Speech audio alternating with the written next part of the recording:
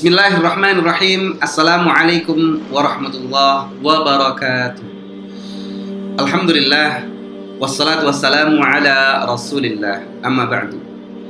Anak-anakku sekalian yang dirahmati Allah Ta'ala, suatu kesyukuran sekali kita masih diberi oleh Allah kesehatan, kekuatan, iman, Islam untuk melanjutkan aktivitas dan kewajiban-kewajiban kita semuanya.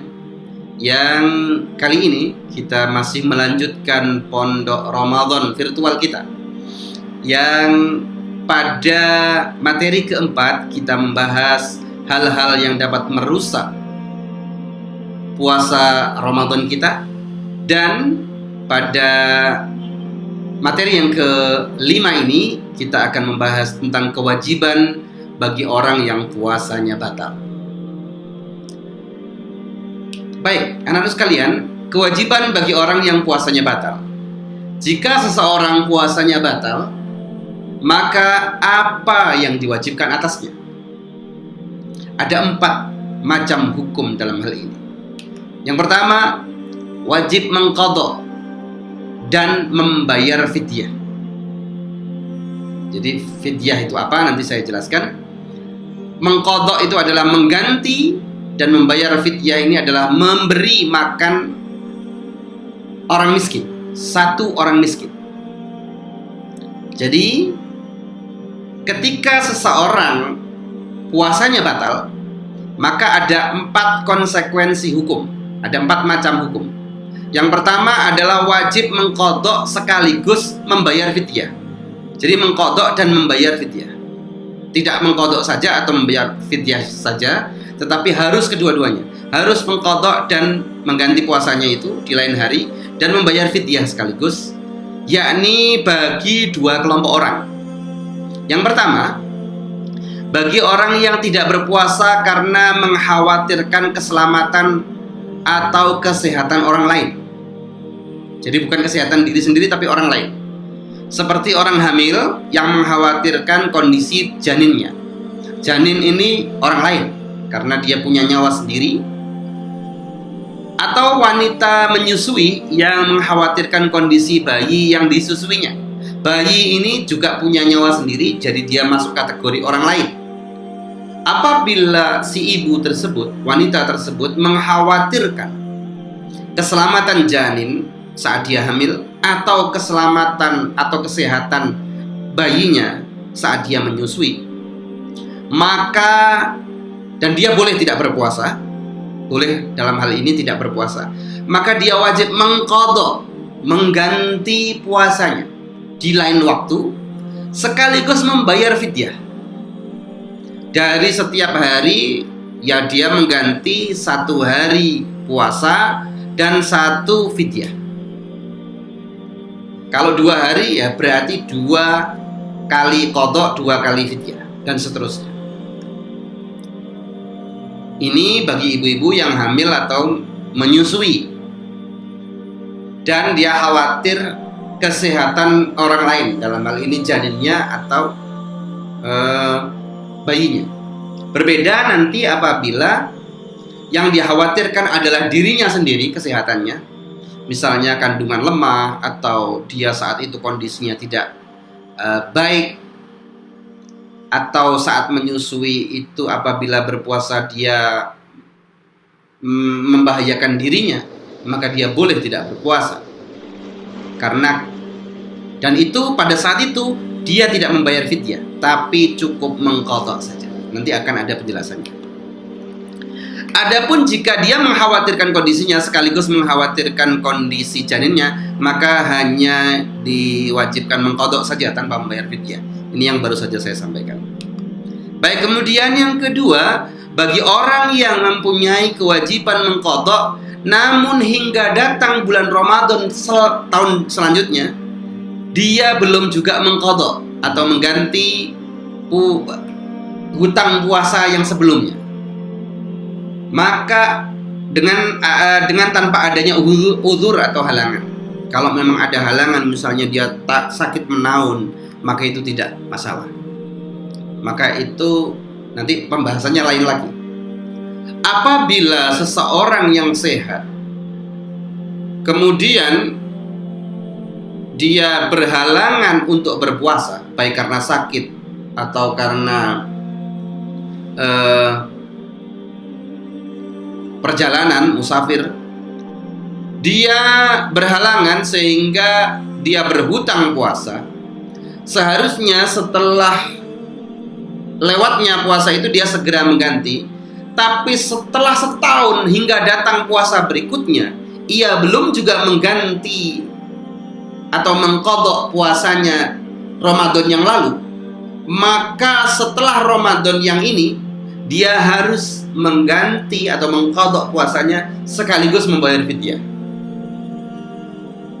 Jadi untuk itu maka seyogyanya setiap muslim berkewajiban puasa Ramadan. Apabila ia berhalangan pada bulan-bulan setelah Ramadan itu, ia segera mengganti atau mengqadha puasa yang ia tinggalkan, agar tidak kemudian sampai lupa hingga datang Ramadan berikutnya tetapi tak kunjung dia lunasi atau dia penuhi hutang qadha puasanya itu.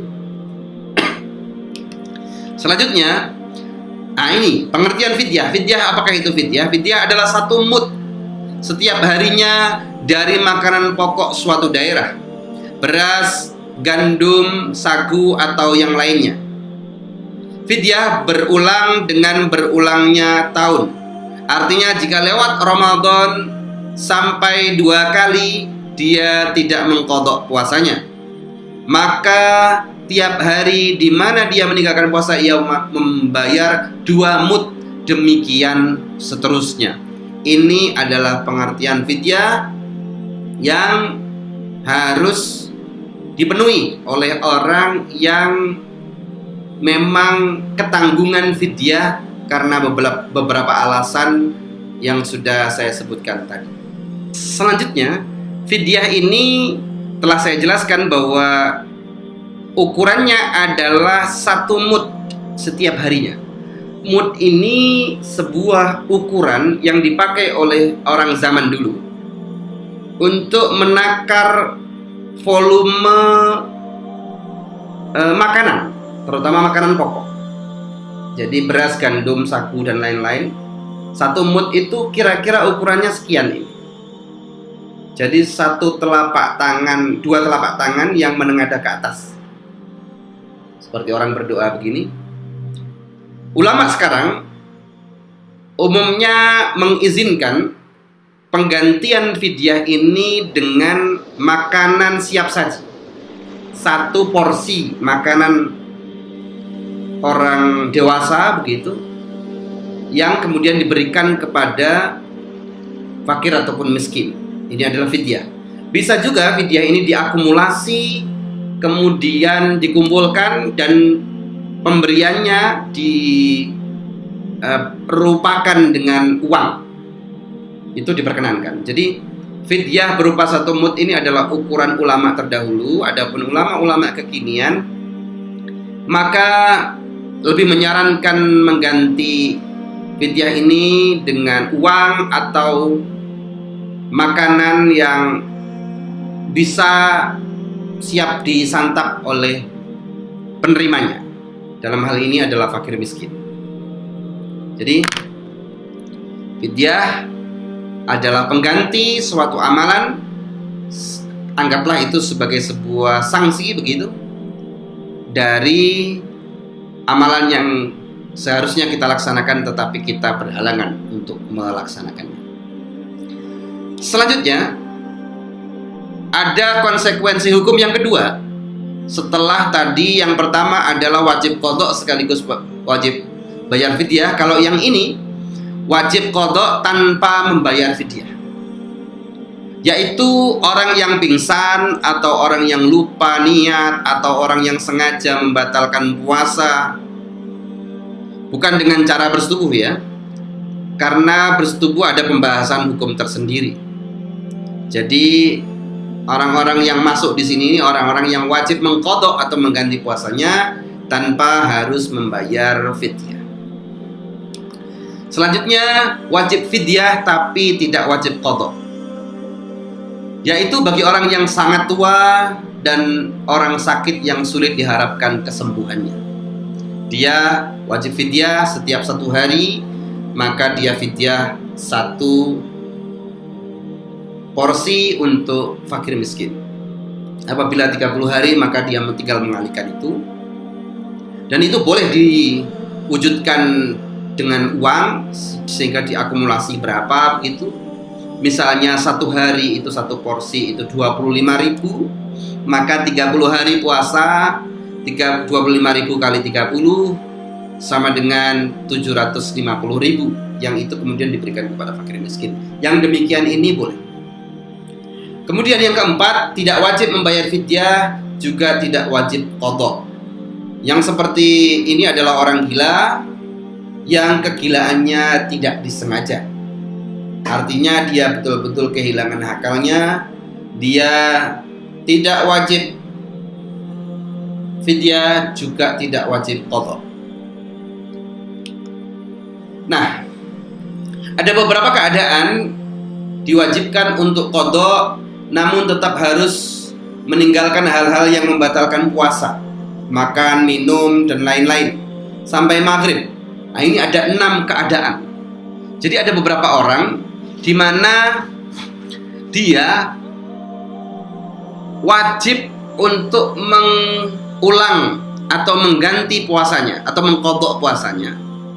Namun pada hari di mana dia kehilangan puasanya itu, di mana puasanya itu yang dia wajib qadha itu, dia tetap harus meninggalkan hal-hal seperti makan, minum, dan lain-lain yang membatalkan puasa. Ini ada 6 keadaan. Yang pertama adalah orang yang sengaja membatalkan puasanya. Jadi orang yang tanpa alasan apa-apa, tiba-tiba pagi hari dia sengaja sarapan.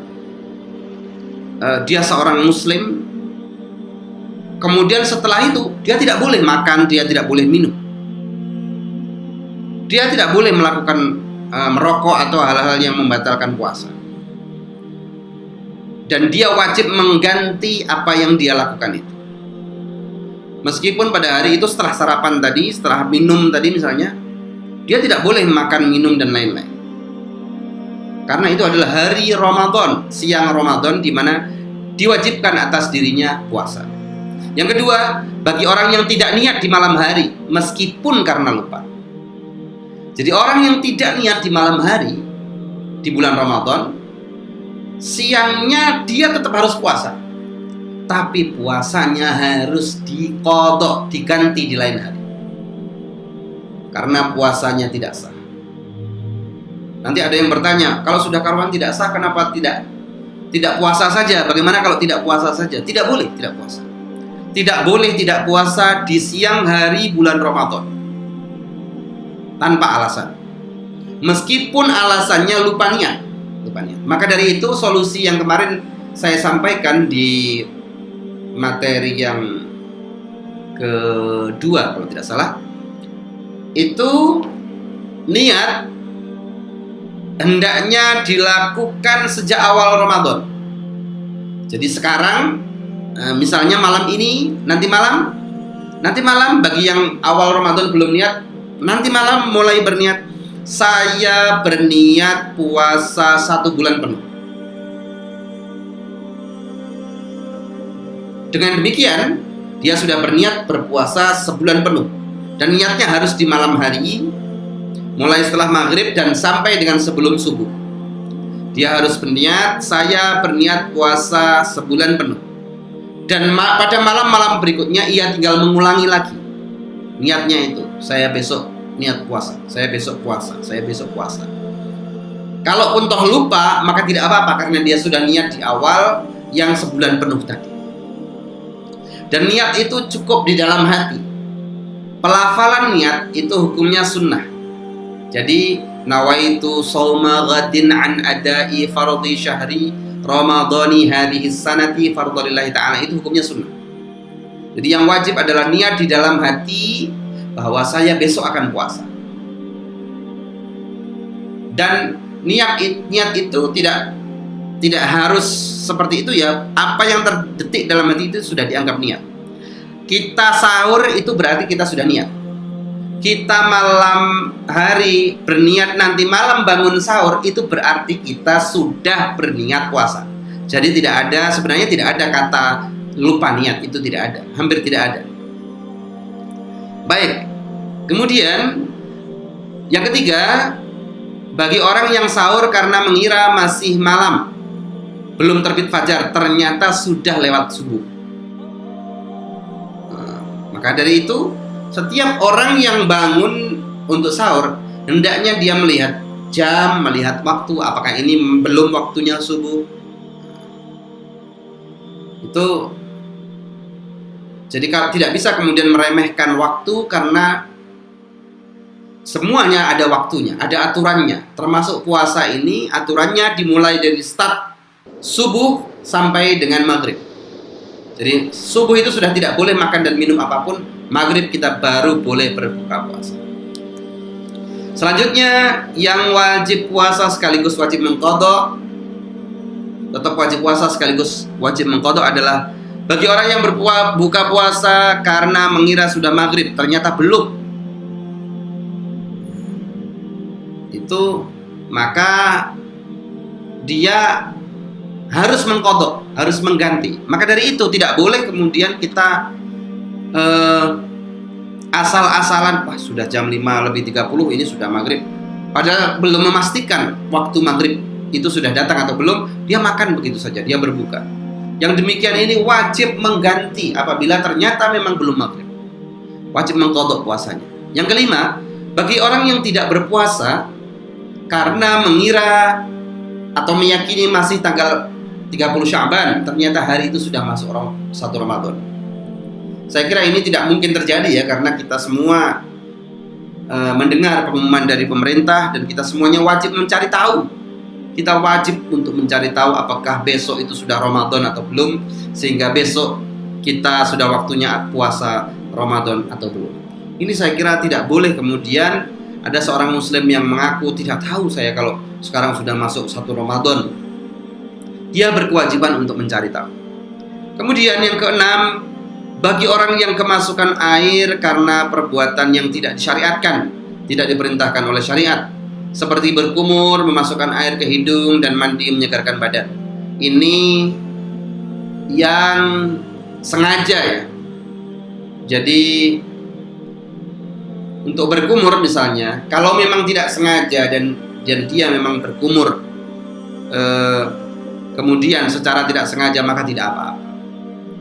Adapun perbuatan yang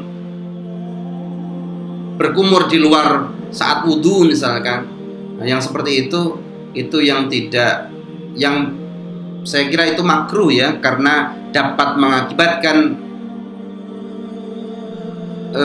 rusaknya puasa kita. Yang demikian ini meskipun tertelan, dia tetap harus melanjutkan puasanya, dan dia harus juga mengqadhanya atau mengganti puasanya di lain waktu. Saya kira ini beberapa hal terkait dengan hal-hal yang merusak puasa dan hal-hal yang terkait dengan qadha puasa. Jadi ada beberapa hal yang puasanya rusak dan kita wajib melakukan qadha atau melakukan fidyah. Jadi apa yang perlu kita lakukan setelah puasa kita rusak itu sudah kita bahas pada pertemuan kali ini. Saya kira itu yang bisa saya sampaikan. Semoga puasa kita adalah termasuk kategori puasa yang baik, yang diterima oleh Allah, yang mendapatkan pahala di sisi Allah Ta'ala, dan semoga kehidupan kita menjadi semakin baik dan semakin barokah. Saya kira itu yang bisa saya sampaikan. Mohon maaf apabila ada kekurangan. Wallahul muwaffiq ila aqwamit thariq. Wassalamualaikum warahmatullahi wabarakatuh.